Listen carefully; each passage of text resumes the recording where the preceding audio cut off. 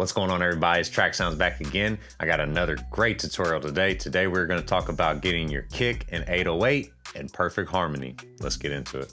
All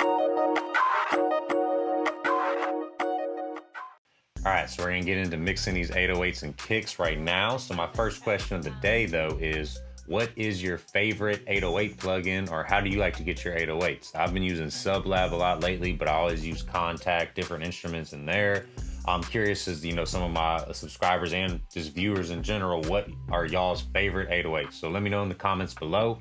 And while you're doing that, please like, comment, and subscribe on any other videos that you like as well. I'm really trying to keep growing this community and keep bringing more tutorials and things that y'all want. So let me know in the comments below and we'll keep growing together.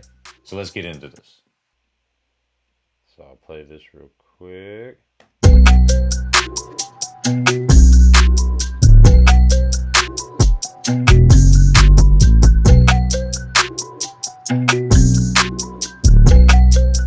Ooh, I like how that track sounds.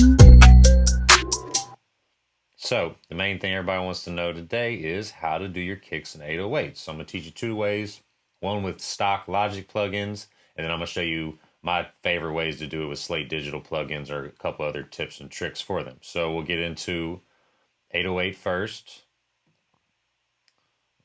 The thing about a lot of these sounds is they're processed so well that a lot of times you don't need much to these sounds. A lot of it's just leveling and getting the right mastering levels. So I have my first 808. They're both the same. I copied them to two channels, and one of them I have as my low end, one of them I have as my high end, and I'm gonna explain why. So my first one, here's the low end side. I bring up an EQ first, and I cut a little bit under. Sometimes I even cut all the way up to 30 hertz, because that low end, if you never heard 20 hertz, it's literally just rumble. So, if you're really liking your beats, I've seen a lot of really big engineers talk about that area just muddies up a mix and they end up cutting it. And I like it too, how it sounds, but some people completely disagree with that. So it's all personal preference on that part, but I like to cut there. Usually I start to frequency sweep a little bit in the hundreds, because I try to cut a little bit around there, especially when I have my kick going, because I know that my kick is going to occupy a little bit of that space. I cut out some of the high end. Cut it out to over about 200. I don't want to cut too much. Then I might go in and add a distortion. If I want, add it around maybe 60 hertz. Put the drive up a little bit. I don't want to put the drive too high, so I keep it kind of low, but if that's your sound, you can turn it up more. But 60 hertz to around 80 hertz is where that knock really is in your 808s. So you don't want to accentuate it too much, but you want to put a little something on it.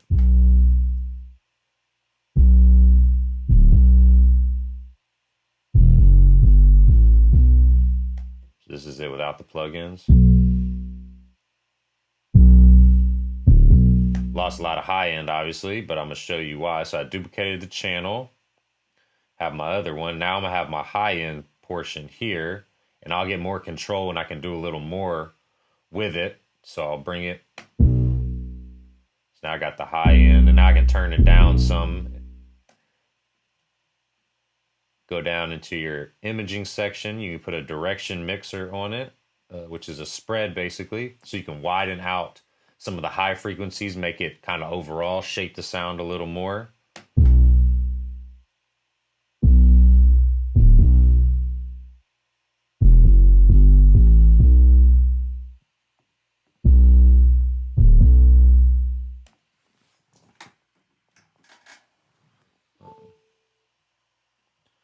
So then if you want to, you can even add a little distortion around, maybe 1K, 2K, with just a little bit of drive on that wide one to add a little bit more emphasis into the high end. You can even add an EQ and touch it up a little more.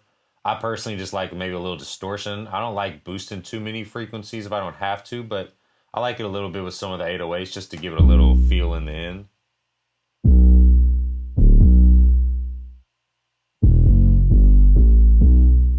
Then I got my kick. I just do a lot of these kick samples have a lot of compression on them already. They're already been filtered a ton. You don't have to do too much to them. I usually take some of the lower end out, usually a little under 60.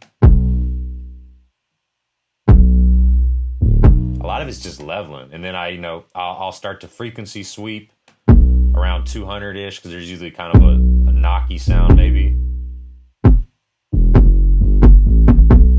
Kind of maybe around there.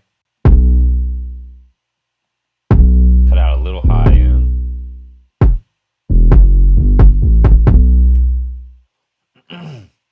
I might add just a little subtle compression on it.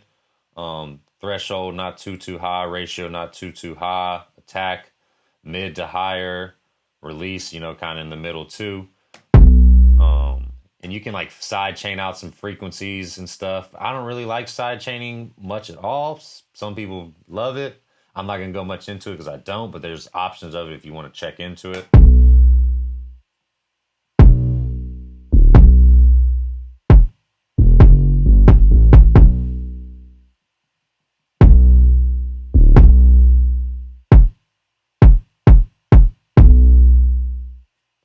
So this is it without the plugins.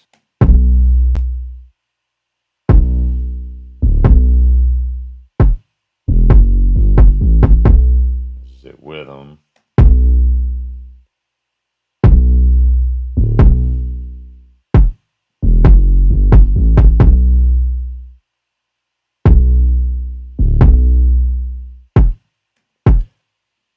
So that's just some basic tips you can use for Logic style plugins. What I really like to do though is I like to use Slate Digital, and there's a couple Waves plugins I like as well. So I'll show you all that real quick.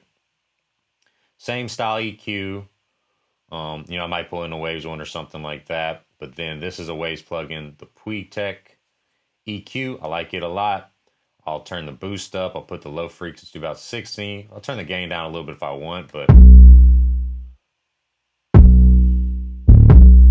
this one really turns the 808s up. By far my favorite plugin. I would definitely, if you can get to the Waves bundle or get access to that plugin, I love that plugin a lot. I'll do the similar style stuff on the high end part though. Here's the low. Here's the low without Puig Tech.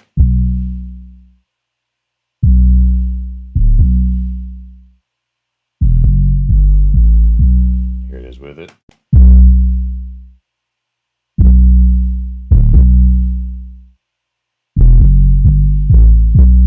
So as you see, much different. See kind of similar style plugins on the high one. But I would probably use a different imager. I'd probably use the S1 out of Waves.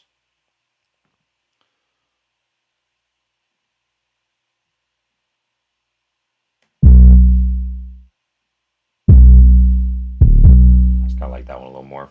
And then the kick, I would use Slate Digital. I'd pull up their virtual rack.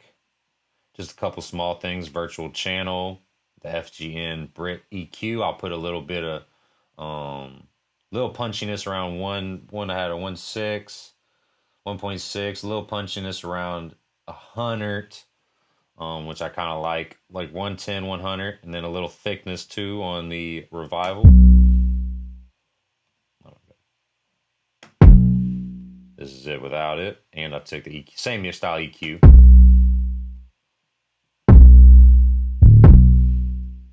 This is it with the first plugin. And I also add a little tape saturation to it as well from Slate Digital.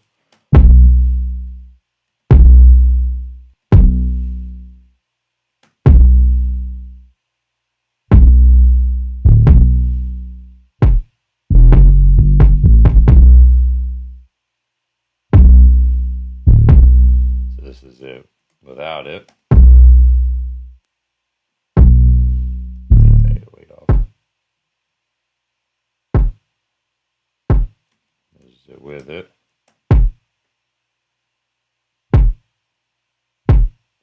It's thicker, got a little more punch to it. I'll even it out in the mix a little more. Kind of just do these as I go. So, and then headphones is a little harder. But yeah, these are the 808s and kicks together. Here's the 808s and kicks together.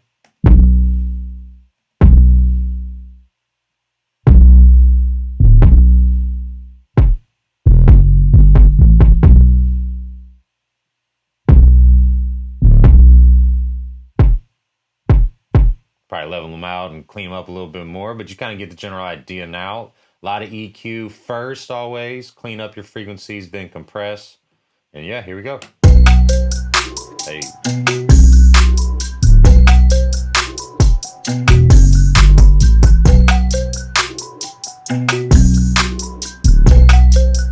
Ooh, I like how that track sounds.